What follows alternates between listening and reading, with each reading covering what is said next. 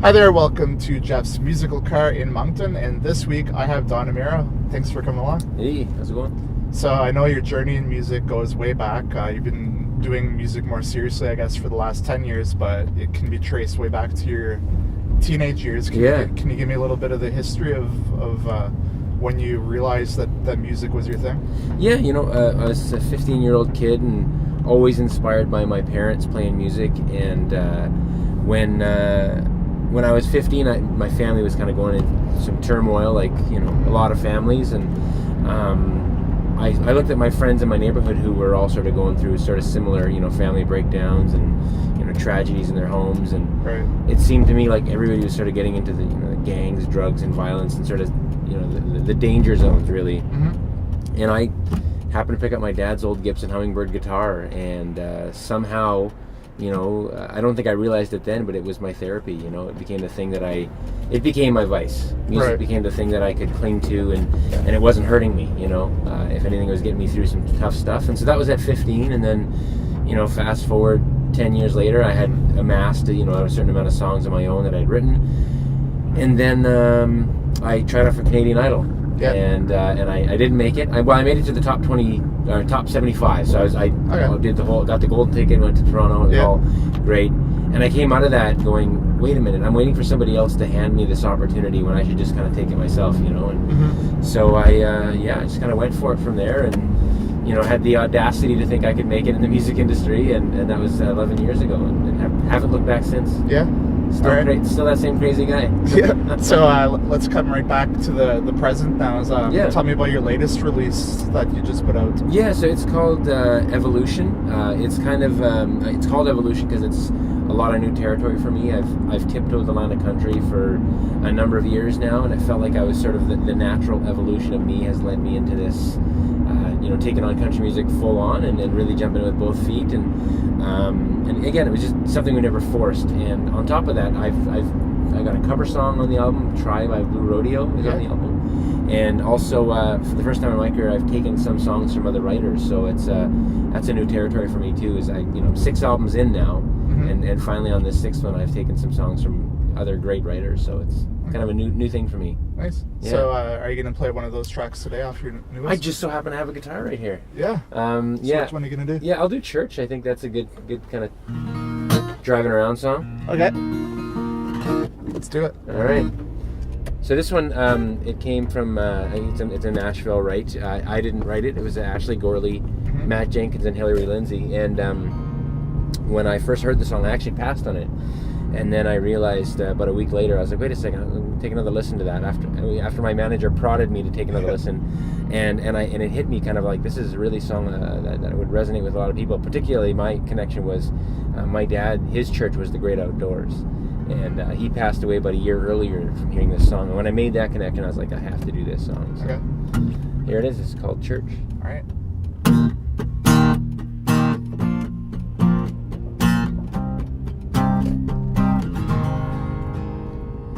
Way out in the woods, nobody there, middle of nowhere. You might just see trees and weeds and dirt, but I call it church. Hey, hey, hey. Nothing but a river, a little place I float on an old John boat. Might look like just a riding reeling worms, but I call it church. Hey, hey, hey. It ain't no Sunday morning, it ain't no preacher preaching, but out here in the quiet, I can hear him speaking to me. Out where the wild things grow, out on this country road, sun, the stars, and the Holy Ghost. Yeah, I go to church. Some nights I sit out on the hood of my old truck, and I look up, and I feel like I can see the whole wide world. Yeah, I stare at that full moon, I drink a beer and breathe in the air, and I thank him for the more than I deserve. And I go to church. Yeah, yeah. It ain't no Sunday morning, it ain't no preacher preaching, but out here in the quiet, I can hear him speaking to me. Out where the wild things go, out on this country road, sun, the stars, and the Holy Ghost.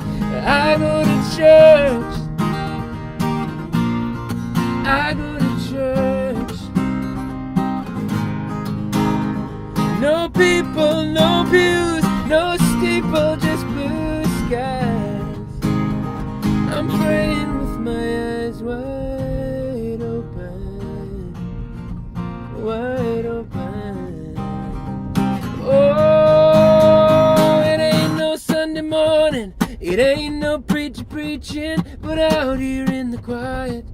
Ooh, it ain't no Sunday morning.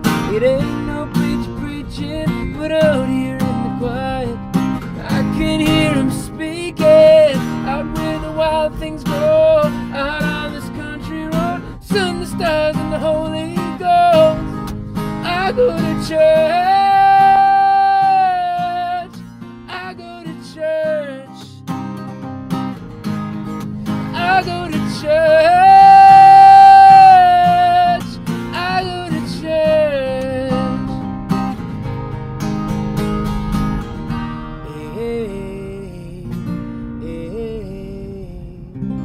Hey,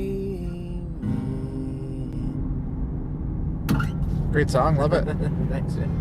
So one thing I've noticed on your social media, you're very open about your children and missing them and sharing that with your fans. Is that maybe one of the harder parts about being on tour? Yeah, I think, as artists, it's it definitely is. I mean, that's to answer the question. Yes, it's being away from the kids is hard.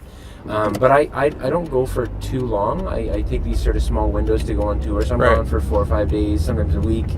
But then I'm home for a week or, a little bit more sometimes. And I sort of just do these small little stints on the road rather than being gone for 6, 7 weeks at a time. But they're clearly a big inspiration to you. And probably in your music as well. Oh, massive. I mean, they once my kids were born, my stock went up. Because I was like, if you're going to get me to get out of the house, it costs this much. Yeah. And partly because I knew I had more mouths to feed in the home, obviously, right? Right. And the other thing was, for me, like, I'm pretty open about all aspects of my life. When people come and see a show, I share a lot of just my story and the real parts of my life, because I feel like that's what makes me most unique. I mean, the music's fun. I love what I get to do, but I mean, for me, I think what makes me the most unique is me and the life I'm living. And I think if I'm straight up with my audience about that, then it's giving them the unique experience. So and my kids are a big part of that. What's up and coming for you? What's some exciting things that you're looking forward to this winter? Yeah. There's a lot of Amero Little Christmas is my big tour coming up. So